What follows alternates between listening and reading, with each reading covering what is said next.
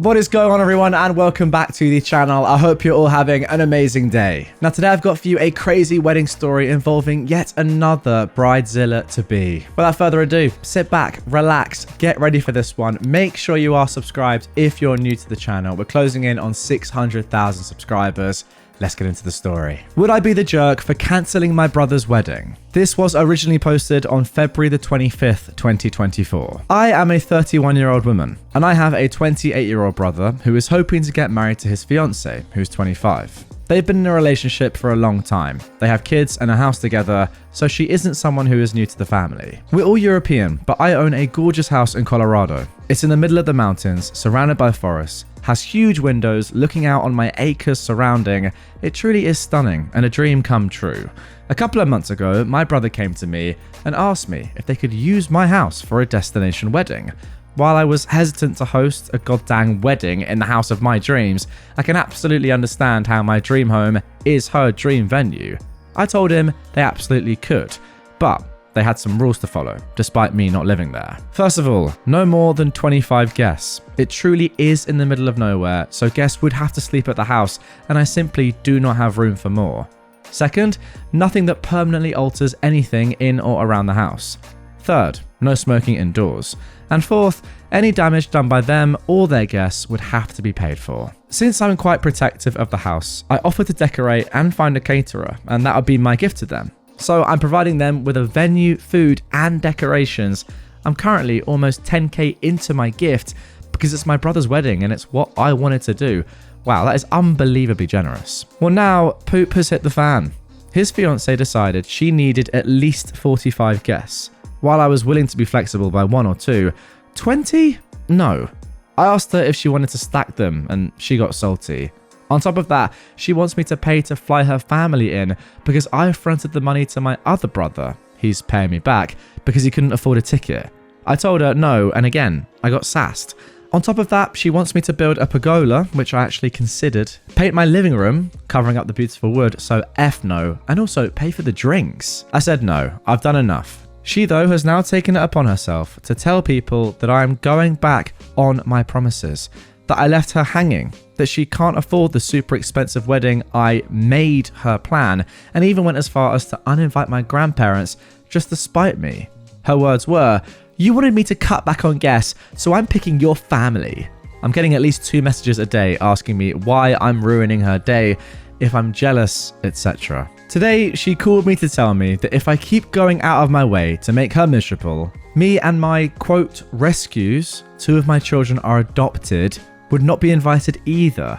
While I find it absurd that she thinks she can uninvite me from my own house, the fact that she referred to my kids as rescues has me absolutely fuming. I'm considering cancelling the whole thing, but I would then be royally screwing over my brother in the process, who's done nothing wrong. So, is her trash show overshadowing my need to protect my brother from a giant financial hole? I don't know.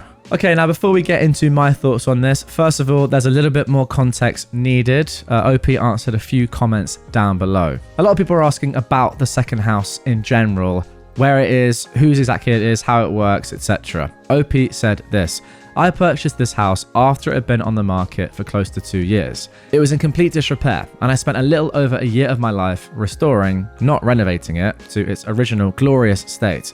I've spent a lot of money, love, and time on this house, and had anyone wanted it, it would have been purchased somewhere in the 2 years it was on the market. By that logic, should I no longer buy that last block of cheese at the supermarket because someone else might want it? Not park anywhere because someone else could want to park there? I might move into this home, I might not. Now, OP actually added before that they do not live in Colorado. They all live in their home country in Europe. But, I mean, there's nothing wrong with having a second house, I don't think. I mean, who am I kidding? If I had enough money to have a second house, I'd definitely have one. OP continues saying, also, happy to see you're getting your cardio in by jumping to conclusions. The house is currently being used by a friend who needs to get back on his feet and has been for the past 8 months. Now, I think this sort of line and tone from OP is coming as a response to a few commenters saying, why are you being so kind of, I guess, selfish in a way? No one's living in that house. No one's using that house. Yes, you own it, of course, but you're not in it at that time. Why not just let your brother and his fiance have it and don't be difficult about it? Now, that's not what I would personally think here at all. In fact, I think the complete opposite. But OP ends by saying, I work hard for what I have, and if I want to spend it having the home of my dreams, just in case I someday want to live there, that is my choice. I completely agree on that. Now, someone else asked for some more information. Does your brother know that she is behaving in this way? Have you spoken to him about this behavior? OP says, I have. Almost everything goes through text message, so I screen grab the outrageous nonsense. He claims the pressure of planning a wedding has gotten to her and that I should try and be patient. Now, somebody else asked about the logistics of fitting 25 people into this house. I was actually thinking about this myself. It must be a pretty nice big house if you can fit 25 people in. They asked exactly that. How big is it so that you can accommodate up to 25 guests overnight?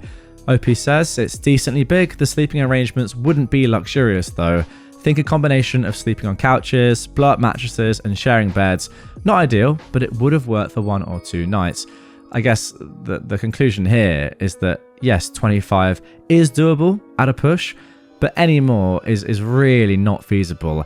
And 20 more, taking it to 45 guests in total, is just never ever gonna happen. Okay, so my initial thoughts off the bat after reading the original post and getting the context of these comments here is that if it's your house, you can do whatever you want with it. Simple as that. I don't think there's any sort of requirement or need for you to share it with somebody just because they are a relation to you or they're in a time of need or whatever.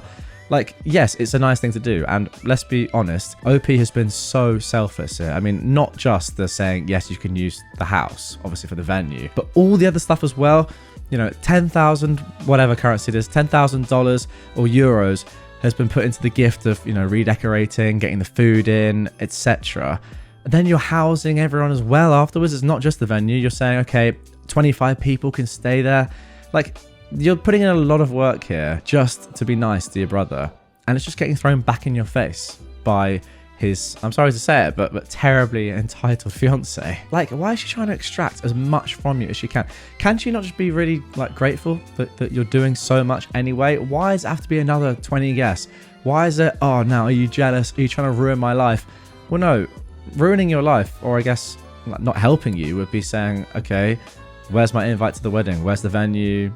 You know, where's all the guests? Yeah, I'll get you a gift or whatever, but I mean, you're going to have to pay a lot of money for all this. I mean, like tens of thousands of dollars. But no, you're getting all that for free because you have a very kind future sister-in-law, but you just can't see that? I don't know. Anyway, let's get into the first update for this one. This was posted just 5 days after the original. Then there's actually another update that was posted just a few days ago at the time of recording. Okay, then here we go. First of all, I do want to address one thing. To those claiming that I'm a jerk because I'm contributing to the housing crisis by owning a house I don't live in, I'm not. This is a house so deep in the mountains that I need to drive 50 minutes to go do groceries. The internet is so bad that I'm waiting for even Starlink to start covering the area. And when it snows, you sure as heck aren't going anywhere. This is not a house built for living in full time. On top of that, it was on the market for close to 2 years and was in complete disrepair. I did not steal some family's home. Nobody wanted it. The fact that this is a dream home is because I spent a year of my life restoring the whole thing myself. Okay, I understand now. So I guess that's what people were annoyed with, the fact that somebody owns 2 homes. I am not even going to bother trying to act as if I care about that sort of thing. I feel like if you're able to buy a second home, buy a second home, especially if it's in a different country. It's not as if you're taking away homes from people that are looking or don't have one. I don't think anyway. Maybe a tiny bit, but come on, let's be realistic. But I will say, guys, if you disagree with me or you agree with me, get in the comments down below. Let me know why I'm right or wrong. I'd love to hear your thoughts. Anyway, now onto the update, says OP. I heard they were visiting my parents and I drove down as well. Mostly because I wanted people present to witness the conversation. I told her and my brother that since my home did not suit her needs and it was stressing her out to the point that she was calling my children names, I no longer felt like I was giving them the appropriate gift by supplying a venue, caterer, and decorations. I just realized, guys, that is one thing I failed to even talk about, but it's probably the most horrible thing that I've read in a long time. Calling your adopted children rescues is crazy. I mean, it's obvious that this woman, this fiance, is a terrible person anyway, but That is just insane. Anyway, OP continues. I said that I felt like in my efforts to protect my home, I was limiting their options too much, standing in the way of their dream wedding, and as a result would no longer be hosting. My brother actually seemed relieved, admitted to not quite wanting a destination wedding, and that things got a little out of hand during the planning phase. Thanked me for my willingness to help and offered to pay me back for the deposits that I'm losing, which I appreciated but declined. His SO, however, accused me of being petty and jealous because I'm single and no one wants me, and going out of my way to cause her stress and ruin her day. She then pointed at my 2 youngest children and said, "You're doing more for strangers than you are your own family." Oh, wow. The kids are luckily young enough so they didn't catch on to this, but my older 2 did and were absolutely shocked. So were my parents. I told her she had all of 3 seconds to get out of my line of sight before I'd be bringing hellfire down on her, while instructing my children to leave the room. My father stepped in, said it would indeed be better for her to leave, and told my brother that he was sorry but that this is unacceptable. My brother agreed, took his family home, and has since called me to apologise and to say that the wedding planning has been put on hold until she comes to her senses. So, thanks for the input and help all. I'm happy it didn't end up all too dramatic. Now that was it for the first update, but as I said, there was a second to come. This was posted 2 months later, just a week ago at the time of recording on April the 28th, 2024. But before we get to that, I know, I have to talk about it. What the heck? If you are OP's brother and your fiance is saying you look after strangers ahead of your own family, talking about your adopted children, how are you still with that person? I'm sorry, it just makes no sense. Anyway, let's get into the update. OP says, the wedding was yesterday, and to my surprise, myself and all of my children were invited. I at first declined, but was eventually mellowed down by the fact that it was my little brother's big day. I went last minute shopping so we'd be able to adhere to the dress code, and I even texted the bride photos of the outfits, saying, "Is this okay?" She was very civil, very polite, and even seemed grateful that we'd show up after all. The wedding starts. My brother, his wife, and their children all look extremely happy and beautiful. It was a beautiful wedding, and I began to think that all the dust had settled. Until this morning, I woke up to a text message from Amy, my now sister-in-law, explaining that she and my brother were both very disappointed that I hadn't gifted them the amount in cash that I would have spent on decor and food had the wedding been in my house. I'm yet to respond. Frankly, I'm hurt because I thought they were reaching out to repair our relationship, but instead, they just wanted me to gift roughly 10 times of what I gifted them, despite me already losing out because of the deposits. So, I'm considering going no contact and completely walking away. I would miss my nibblings immensely, and I dread the idea of dividing my family like that, as our parents and extended family would be forced to navigate around the whole issue. But at this point, I'm just so hurt and angry. So, to those of you whose relationship survived the whole Bridezilla saga, what did you do? How did you do it? Was it worth it? Now, guys, if you're watching this or listening to this and you are one of those people, get your comments in down below. How? Now, OP has actually added one more little update just a day later, saying this. As many of you suggested, I contacted my brother, and in the midst of small talk, I asked him if he was pleased with my gift. He expressed being surprised with the fact they still got one, given the fact that I'd already lost money in the deposits. Yes, I mean, that is so obvious, by the way. Clearly, the brother didn't say, "Oh yeah, I'm disappointed with only getting 1k. It was obvious that his new wife had said, "Oh yeah, it's actually me and him as well that were really disappointed with only getting 1k, when in reality, it was obviously just her. When I tell you my blood boils, continued OP. Now, I have never in my life done something petty, recovering people pleaser here. But in that moment, I decided to return the jerkery in kind. Family dynamics be danged.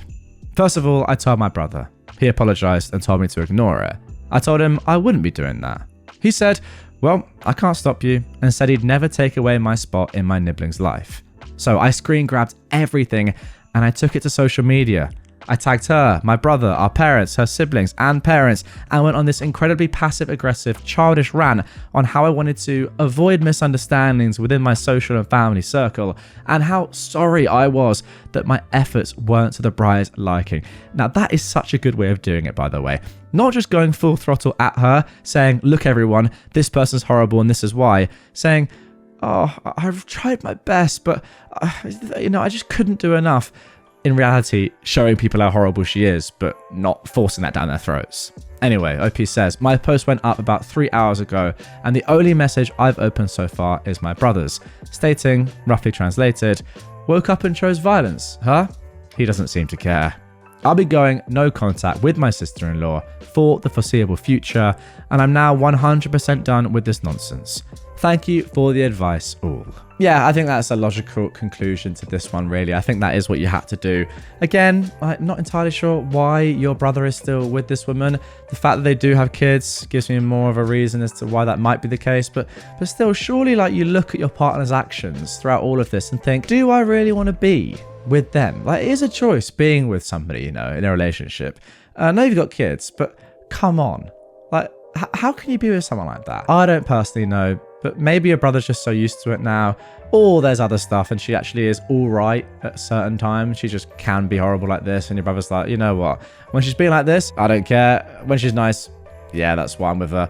Who knows? I think we need some more context there, but just from what we've seen, based on OP's post here, I don't get it. Let me know in the comments down below. Do you reckon that OP is only telling us the bad side or the bad parts about her new sister-in-law, or do you think she is just a terrible person? I mean, again, I go back to it. The rescues comment is mental.